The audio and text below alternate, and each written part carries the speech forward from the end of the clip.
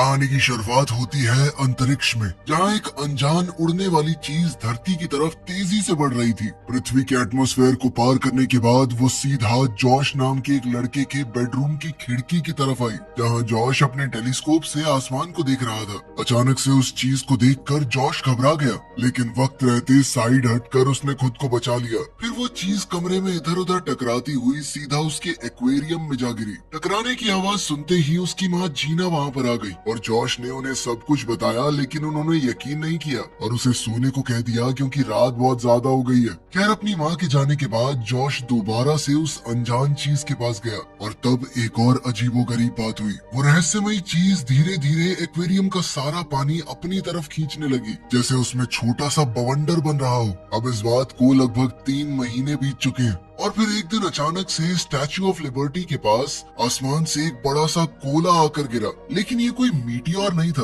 बल्कि ये तो एक इंसान है जिसने सफेद सूट और टाई पहने हुए थे। वो देखने में बिल्कुल इंसानों जैसा था, लेकिन असल में एक बड़ा अजीब सा जीव था जो अपने शरीर और कपड़ों को एडवांस टेक्निक से ठीक कर सकता था। साथ ही उसकी सारी मूवमेंट भी बिल्कुल रोबोटिक से लगती थी। खैर, अब धरती पर आने के कुछ ही मिनटों बाद वो एक बोट के पास गया, जहाँ उसका पहली बार इंसानों से सामना हुआ। एक औरत उसे देखकर बड़े प्यार से मुस्कुराई, लेकिन वो वापस इतने अजीबोगरीब तरीके से मुस्कुराने लगा कि सब कुछ बड़ा ऑफवर्ड सा हो गया।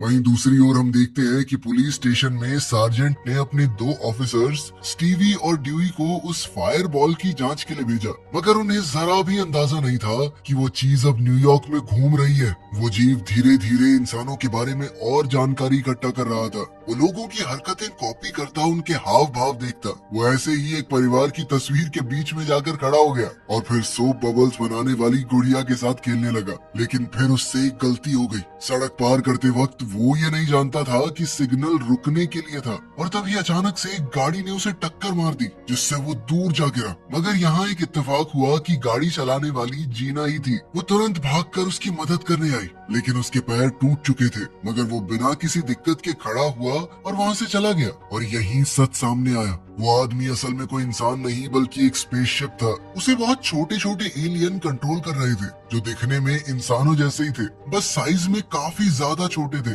साथ ही उनके नाम उनकी यूनिफॉर्म्स के नंबर्स पर थे। उन सब का लीडर था उनका कैप्टन, जिसने इस शिप को अपनी ही शक्ल पर डिजाइन किया था। अब कैप्टन ने तुरंत डैमेज चेक किया और अपनी टीम को मरम्मत करने को कहा। फिर उसने सबको उनका मेन मिशन याद दिलाया, जो था धरती पर गिरे हुए उस ऑर्ब को वापस ले जाना। असल में उनके प्लेनेट, जिसका नाम नील है, उनके लिए समुद्र का नमक ही मेन एनर्जी का सोर्स था। खैर, उनकी किस्मत अच्छी थी क्योंकि जहाँ वो छुपे थे वही गली जॉश के घर के बिल्कुल पास थी। अभी तक वो ऑर्ब जॉश के पास ही था। जब जॉश स्कूल के लिए निकलने वाला था, तभी उसने खिड़की से उस अजीब आदमी को गली में खड़ा देखा। इस बारे में उसने तुरंत अपनी माँ को बताया। दोनों जल्दी से वहाँ गए और जीना ने उसे पहचान लिया। ये तो वही आदमी है जिसे मैंने अपनी गाड़ी से टक्कर मार दी थी। वो फिर से उससे माफी मांगने लगी, लेकिन अंदर बैठे एलियंस के लिए ये पल काफी घबराहट भरा था, क्योंकि पहली बार उनकी किसी इंसान से बात हो रही थी। आखिरकार कैप्टन ने शिप का स्पीकर ऑन करके जीना से बात करने की कोशिश की, लेकिन स्पीकर की आवाज इतनी तेज थी कि जीना और जॉश दोनों के कानों में दर्द होने लगा। खैर, जल्दी ही क्रू ने इस दिक्कत को ठीक कर लिया और कैप्टन ने कहा कि मुझे आपकी माफी स्वीकार है। लेकिन जीना ने कहा कि नहीं, ऐसे नहीं, आप एक बार घर पे आइए, मैं आपको कॉफी पिलाती हूँ। जब वो वहाँ पहुँचे तो जीना ने उसे पानी का ग्लास दिया और उसका नाम पूछा। अब क्योंकि कैप्टन के पास कोई खास जवाब तैयार नहीं था, तो उसने नंबर 3 से पूछा कि जहाँ पर हम उतरे हैं, इस जगह पर सबसे आम नाम कौन सा है। जिसके बाद उसने अपना नाम डेव बताया। फिर दोनों की बातचीत चल ही रही थी कि तभी अचानक एक कबर्ड में डेव को जॉश की एक तस्वीर दिखी, जिसमें उसके हाथ में वही ऑर्ब था। अब उसे अपनी मंजिल मिल चुकी थी। उसने जीना से अलविदा कहा और सीधा लड़के को ढूंढने निकल पड़ा। मगर स्कूल जाते वक्त डेव का कोट पैंट लोगों का काफी ध्यान खींच रहा था। ये सब देखकर कैप्टन ने ऑर्डर दिया कि हमें अपना हुलिया बदलना पड़ेगा। फिर क्रू उसे कपड़ों की दुकान पर ले गया। वहाँ एक शर्ट चुनने के बाद टीम ने डेव को वो पहनाने की कोशिश की, लेकिन शिप के कंट्रोल अभी इस चीज के लिए तैयार नहीं थे। लेकिन कुछ ही पलों में डेव कपड़ों में बुरी तरह से फंस गया। वो खुद को निकालने की कोशिश करता रहा, लेकिन उल्टा और ज्यादा उलझ गया और इसी चक्कर में दुकान की चीजें गिराने लगा। खैर, फिर एक क्लर्क ने आकर उसकी मदद की और उसके लिए आरामदायक कपड़े निकाल दिए, लेकिन अभी उसने पैसे नहीं दिए थे। तब डेव ने अपने स्कैनर से पैसों का डिजाइन कॉपी किया और जैसे ही वो फिटिंग रूम में गया उसने बिल्कुल एग्जैक्ट कॉपी बना दी। हाँ, ये बात अलग है कि वो काफी अजीब सी जगह से गिर रही थी।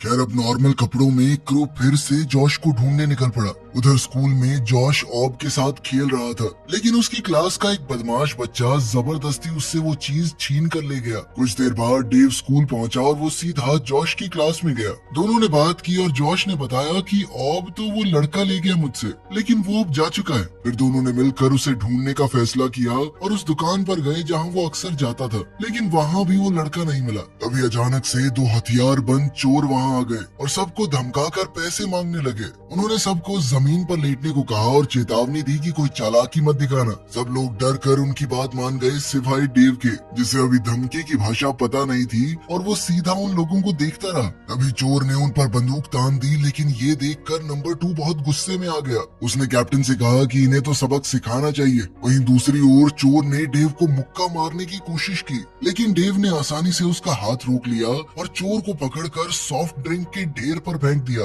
वहीं दूसरा चोर तुरंत उसके सामने रिवॉल्वर तान कर खड़ा हो गया, लेकिन डेव ने सिर्फ अपनी उंगलियों के जोर से बंदूक की बैरल तोड़ डाली और उसे दूर फेंक दिया। ये देखकर चोर घबरा कर वहाँ से भाग गया कि ये पता नहीं शक्तिमान का भाई कहाँ से आ गया। इधर जॉश अपने नए दोस्त की पावर देखकर बहुत इम्प्रेस हो गया। उसने कहा कि तुम मम्मी को जानते ही हो, जब तक ऑब वापस नहीं मिल जाता तुम मेरे घर पर रह सकते हो। नंबर 2 को ये आइडिया बिल्कुल पसंद नहीं आया, लेकिन फिर कैप्टन ने समझाया कि ऑब ढूंढने के लिए हमें गाइड की जरूरत है, इसलिए वो जॉश के घर चल पड़े। इसके बाद जब जॉश ने डेव को एक हाथ से वीडियो गेम खेलते देखा तो वो और ज्यादा इम्प्रेस हो गया कि भाई अमेजिंग आदमी है तू तो। इसके कुछ ही देर बाद जीना घर वापस लौट आई और जॉश ने उसे सब कुछ बताया। तब जीना ने डेव का शुक्रिया अदा किया क्योंकि उसने उसके बेटे की जान बचाई थी और फिर उसे डिनर के लिए बुलाया। वहीं दूसरी ओर स्टैच्यू ऑफ लिबर्टी के पास पुलिस ऑफिसर्स ड्यूई और स्टीवी उस जगह की जांच कर रहे थे जहां वो आग का गोला गिरा था। सफाई करने के बाद जब उन्होंने प्लास्टर की मदद से उसका निशान बनाया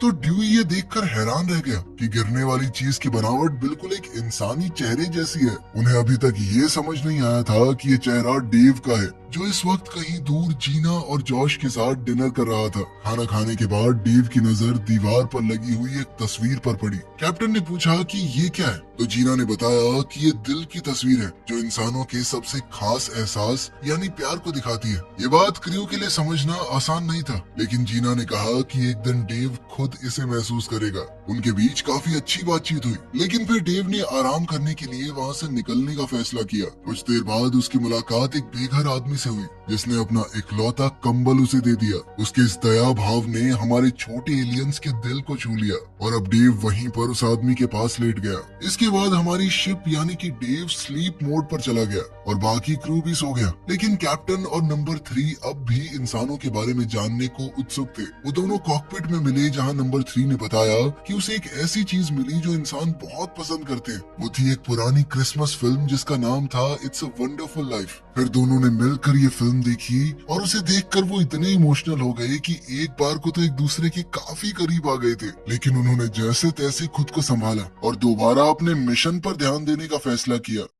फिर अगली सुबह दोनों पुलिस वाले स्टेशन वापस आए और अपनी खोज के बारे में सबको बताया। उन्होंने कहा कि शायद कोई इंसान जैसा एलियन भी उस फायरबॉल के साथ गिरा है, लेकिन सार्जेंट ने कहा कि कोई ऐसे कैसे बच सकता है, तू पागल वागल है क्या, चलो जाओ किसी और केस पे ध्यान दो। मगर ड्यूई ने हार नहीं मानी। उसने उस एलियन का स्केच अखबार में छपवा दिया ताकि लोग उसे ढूंढने में मदद कर पाए। वहीं दूसरी ओर डेव जागा तो कैप्टन को पता चला कि शिप के पास सिर्फ 12 घंटे की एनर्जी बची है। अब उसने तुरंत सबको ऑर्डर दिया कि ऑब को ढूंढना सबसे जरूरी है, वरना वो अपने प्लेनेट पर वापस नहीं जा पाएंगे। लेकिन इसी बीच जीना और जॉश ने अपने नए दोस्त से कहा कि आज हम तुम्हें थोड़ा घुमा कर लाते हैं। इस बात के लिए कैप्टन ने हामी भर दी। इसके बाद सब मिलकर एक अम्यूजमेंट पार्क गए जहां डेव ने हॉट डॉग खाने के लिए कंपटीशन में हिस्सा लिया। अपने रोबोटिक शरीर की वजह से वो बहुत तेजी से हॉट डॉग खा रहा था। आखिरकार कंपटीशन जीतने के बाद उसे एक टेडी मिला। तब नंबर 3 के कहने पर कैप्टन ने डेव से वो जीना को गिफ्ट दिलवा दिया,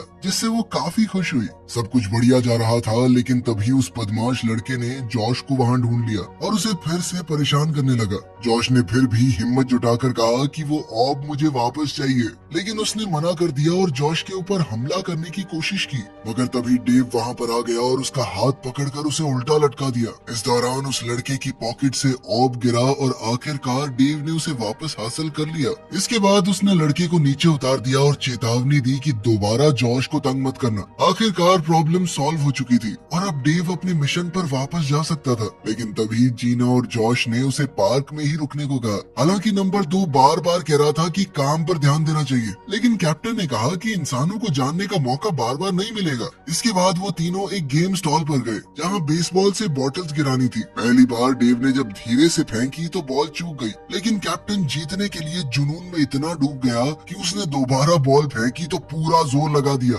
मगर ये उल्टी पड़ गई। बॉल निशाने पर तो लगी लेकिन नेट फाड़ के आगे ही चली गई और जब टकरा कर वापस आई तो सीधा डेव के माथे पर ही लगी। इस जोरदार झटके से अचानक से शिप बंद पड़ गई और अंदर कॉकपिट में क्रू का बैलेंस भी बिगड़ गया। इसके बाद डेव की आंखें सीधा हॉस्पिटल में खुली, जहाँ पर जब डॉक्टर्स को हार्ट बीट फील नहीं हुई तो उन्होंने करंट देकर हार्ट को दोबारा शुरू करने की कोशिश की। कई कोशिशों के बाद इन इलेक्ट्रिक झटकों से न कि सिर्फ शिप दोबारा से एक्टिवेट हो गई बल्कि पूरी एनर्जी भी चार्ज हो गई। डेव को ठीक देखकर जीना और जॉश ने चैन की सांस ली और आखिरकार तीनों हॉस्पिटल से बाहर आ गए। लेकिन जाने से पहले कैप्टन के कहने पर डेव ने माँ और बेटे को डिनर के लिए इनवाइट कर दिया, मगर ये बात नंबर 2 को पसंद नहीं आई। उसने कैप्टन से कहा कि आप पागल हो गए हो क्या, इंसानों के इतना करीब जाने की क्या जरूरत है। ये सुनते ही कैप्टन काफी गुस्सा हो गया और उसने कहा कि नंबर 2 कॉकपिट छोड़कर चले जाओ। इस बहस के बाद कैप्टन ने दोबारा जीना से बात की और इस बार डिनर के लिए उसने एक क्यूबन रेस्टोरेंट चुना। लेकिन इसी दौरान हॉस्पिटल की एक नर्स ने उनकी बात सुन ली और डेव का चेहरा देखकर उसे ड्यूई के पब्लिश किए हुए स्केच की याद आ गई। उसने तुरंत पुलिस स्टेशन फोन करके बताया कि उनका टारगेट मिल गया है। वहीं बाद में डेव, जीना और जॉश रेस्टोरेंट में आराम से खाना खा रहे थे और अंदर क्रू को भी सब में मजा ही आ रहा था। फिर कुछ देर बाद जीना डेव को डांस फ्लोर पर ले गई। तब कैप्टन ने शिप को कंट्रोल करते हुए डांस करने की कोशिश की, लेकिन वो डांस में बहुत कच्चा था। तभी नंबर 4 ने सामने आकर सबको दिखाया कि डांस किया कैसे जाता है। इस तरह माहौल फिर से मजेदार हो गया, लेकिन नंबर 2 को ये सब बिल्कुल पसंद नहीं आ रहा था। तब उसने चुपके से क्रू के कुछ मेंबर्स को साथ मिलाकर कैप्टन के खिलाफ बगावत की प्लानिंग शुरू कर दी। मानो इतना काफी नहीं था कि तभी ड्यूई और स्टीवी रेस्टोरेंट में पहुंच गए और डेव को गिरफ्तार कर लिया। फिर दोनों उसे इंटेरोगेशन रूम में ले गए ताकि पता लगा सकें कि वो असल में है क्या। उधर शिप के अंदर नंबर 2 और उसके ग्रुप ने कॉकपिट में पहुंचकर ऐलान किया कि अब वो इस मिशन को कंट्रोल करेंगे। जब कैप्टन ने इस बगावत को रोकने की कोशिश की तो नंबर 2 ने उसे दबा दिया और खुद को जहाज का नया कैप्टन घोषित कर दिया। उनके पास हथियार थे तो कोई कुछ कर नहीं पाया। अब अंदर क्रू के बीच टेंशन बढ़ती ही जा रही थी। बाहर स्टीवी डेव के जवाब का इंतजार करते करते थक गया था। उसने ड्यूई को बाहर बात करने के लिए बुलाया और फिर दोनों ये सोचने लगे कि डेव के साथ क्या किया जाए, मगर वो ये नहीं जानते थे कि अंदर जो टीम कमांड में थी अब वो बदल चुकी है। नए कैप्टन ने ऐलान किया कि अब एलियंस और इंसानों के बीच जंग शुरू हो चुकी है। कैप्टन के रोल में उसने अपना पहला ऑर्डर दिया कि डेव को यहाँ से बाहर निकालो। फिर उसने क्रू को डेव की उंगली में लगी हुई प्रोटोन गन को एक्टिवेट करने को कहा। ये सुनते ही तुरंत ही शिप ने दीवार की तरफ निशाना साध कर एक जबरदस्त एनर्जी वेव फायर की। इस अचानक हुए हमले से पुलिस वाले बुरी तरह घबरा गए और बिना सोचे समझे उस पर गोलियां चलाने लगे। लेकिन डेव ने अपने सफेद सूट में लगी हुई हीट शील्ड को एक्टिवेट कर दिया, जिसने आसानी से सारे हमले रोक लिए। मगर पुलिस के साथ टकराव ने शिप के अंदर क्रू में अफरा तफरी मचा दी थी। खास करके नंबर 17 जो घबरा कर डेव के कान से बाहर कूद गया और सीधा एक कॉफी के कप में जा गिरा। उधर टकराव जारी रहा। पुलिस ने लगातार फायरिंग की, लेकिन शिप की प्रोटेक्टिव शील्ड के सामने वो कुछ नहीं कर पाए। खैर अब डेव फायर एग्जिट की तरफ बढ़ा, बिना जीना और जॉश से मिले। लेकिन अब नंबर 2 के कंट्रोल में उसने उन्हें नजरअंदाज कर दिया और वहाँ से बाहर निकलने के लिए दोबारा हमला कर दिया। मगर बाहर जाते ही और भी पुलिस गाड़ियों ने उसे घेर लिया। डेव ने उनमें से एक पर फायर किया। इस धमाके से गाड़ी उछल गई और एक पुलिस वाले पर गिरते गिरते बची। ये देखकर नंबर 2 को काफी मजा आया। उसे लग रहा था कि इंसानों को हराना तो बहुत आसान है, लेकिन अब बैटरी थोड़ी कम बची है, इसीलिए उसने नंबर 3 से कहा कि मुझे स्टैच्यू ऑफ लिबर्टी तक ले चलो। मगर नंबर 3 तो कॉकपिट छोड़कर कैप्टन के पास पहुंच गई थी। वहाँ उसने पहरा दे रहे गार्ड को बेहोश किया और जल्द ही कैप्टन को आजाद कर दिया। फिर दोनों ने मिलकर शिप को रोकने का प्लान बनाया ताकि कोई बड़ी तबाही न हो। लेकिन थोड़ी ही देर में और गार्ड्स आ गए और दोनों को पकड़कर कैबिन में ले गए। उसी पल नंबर 2 ने उन्हें देखते ही फैसला किया कि इन्हें शिप से बाहर फेंक दो। उसकी एक कमांड के साथ ही दोनों को डेव की नाक के जरिए बाहर फेंक दिया गया। अब बाहर निकलते ही उनकी मुश्किल और ज्यादा बढ़ गई। छोटे होने की वजह से वो इस जायंट्स की दुनिया में एकदम लाचार महसूस कर रहे थे खुद को। तभी अचानक एक बास्केटबॉल उनके पास आ गिरी और दोनों तुरंत वहाँ से भागने लगे कि कुचले जाएंगे। वो एक लैंप पोस्ट की तरफ दौड़े, लेकिन एक कुत्ते ने उन्हें सूंघ लिया। मजबूरी में फिर से दोनों को भागना पड़ा, लेकिन इस दौरान एक आदमी के ब्लोअर ने उन्हें इतनी जोर से उड़ा दिया कि दोनों अलग अलग जगह पर जा गिरे। एक तरफ कैप्टन फुटपाथ पर जा गिरा, लेकिन दूसरी तरफ नंबर 3 सड़क के बीचों बीच गिर गई थी। उसका पैर एक च्युइंगम में अटक गया था। अब कैप्टन तुरंत उसे बचाने के लिए दौड़ा, लेकिन तभी अचानक एक तेज रफ्तार टैक्सी उनकी तरफ आती दिखाई दी। बचने का कोई वक्त नहीं था, इसीलिए दोनों जमीन पर झुककर लेट गए। किस्मत से वो टायर के छोटे से गैप से भी छोटे थे और किसी तरह उनकी जान बच गई। इसके बाद दोनों ने डेव को ढूंढा और उसे सड़क पर चलते हुए देख लिया। उस तक पहुंचने के लिए कैप्टन ने एक प्लास्टिक की थैली को पकड़ लिया और हवा के सहारे दोनों उसकी तरफ उड़ने लगे। जैसे ही वो डेव के करीब पहुंचने वाले थे, तभी अचानक एक बस उस प्लास्टिक बैग से टकरा गई और दोनों उसकी विंडशील्ड पर चिपक गए। किस्मत से वो वाइपर के झटके से उछलकर सीधा डेव के जूते पर जा गिरे और फिर जल्दी जल्दी पैर से ऊपर चढ़ने लगे। अंदर नए कैप्टन नंबर 2 ने स्पीड बढ़ाने का ऑर्डर दिया, लेकिन बैटरी बहुत ज्यादा कम रह गई थी। अब उसने डेव की ताकत का इस्तेमाल करके चलती सड़क पर एक टैक्सी रोकी और ड्राइवर से कहा कि स्टैच्यू ऑफ लिबर्टी तक ले चलो मुझे। उधर पुलिस स्टेशन में स्टीवी ने बैकअप बुलाया, जबकि ड्यूई ने कॉफी कप उठाकर उसमें नंबर 17 को देखा। उसमें से छोटे से एलियन ने उसे सारी कहानी सच सच बता दी और अंत में पुलिस वाले ने उनकी मदद करने का फैसला किया। मगर इधर जीना, जॉश और मार्क भी डेव को ढूंढने निकल पड़े, क्योंकि जॉश को डर था कि उसका दोस्त मुश्किल में है। फिर आखिरकार डेव स्टैच्यू ऑफ लिबर्टी पहुंच गया था। ये वही जगह थी जहाँ से उसने धरती पर एंट्री ली थी। फिर नंबर 2 के कंट्रोल में आकर उसने ऑब को समुद्र के बीच में फेंकने का प्लान बनाया, ताकि पानी से सारा नमक इकट्ठा किया जा सके। इस पर क्रू के बाकी मेंबर्स ने कहा कि ऐसा होने से प्लैनेट का बैलेंस बिगड़ सकता है, पूरी दुनिया खतरे में आ जाएगी। लेकिन नंबर 2 को इस बात से कोई फर्क नहीं पड़ता कि इंसान जिए या मरे। उसने सीधा ऑर्डर दिया कि ऑब को खुले समुद्र में फेंक दिया जाए। मगर खुशकिस्मती से कैप्टन और नंबर 3 समय रहते इंजन रूम में पहुंच गए और उन्होंने तुरंत डेव की सेकेंडरी कंट्रोल्स को एक्टिवेट कर दिया। इसके चलते शिप के पहले हाथ को दूसरे ने पकड़ लिया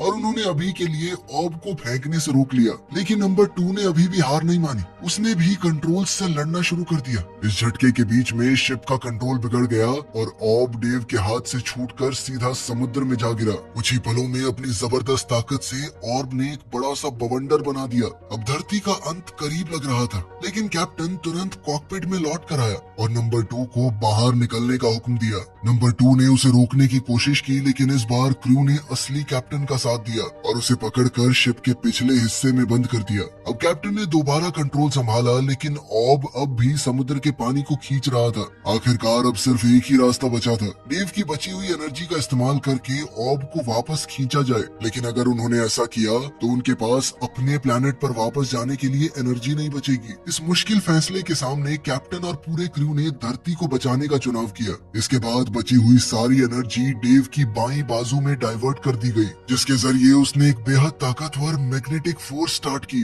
जिसने ऑब को अपनी तरफ खींच लिया। इसके बाद डेव ने तुरंत उसे स्पेस में फेंक दिया और आखिरकार इस तरह धरती की तबाही बच गई। फिर थोड़ी देर बाद जीना, जॉश और मार्क वहां पहुंच गए, जहां पर डेव बिल्कुल बेहोशी की हालत में खड़ा था। उसी समय ड्यूई, नंबर 17 और स्टीवी भी वहां आ गए और स्टीवी ने अपनी बंदूक डेव पर तान दी। मगर डेव के पास अब शील्ड एक्टिवेट करने की पावर नहीं थी, इसीलिए सिर्फ एक भी गोली पूरी शिप और क्रू के लिए खतरनाक हो सकती है। जैसे ही जॉश को इसका एहसास हुआ, वो तुरंत अपने दोस्त की मदद के लिए आगे बढ़ा। उसे हॉस्पिटल वाली बात याद आ गई और अचानक उसने पुलिस वाले का टेजर लेकर डेव पर इस्तेमाल कर दिया। इस जबरदस्त बिजली के झटके की वजह से शिप की सारी एनर्जी वापस आ गई। इसी के साथ पूरा क्रू खुशी से झूम उठा और कैप्टन ऊपर वाले हैच यानी कि डेव के मुंह से बाहर निकला। पहली बार उसने पृथ्वी के लोगों का सामना किया। फिर उसने सबको बताया कि वो कौन है और धरती पर क्यों आए थे। सब कुछ क्लियर होने के बाद कैप्टन ने जॉश की हिम्मत के लिए उसका शुक्रिया अदा किया और जीना का भी, जिसने उसे प्यार का मतलब समझाया,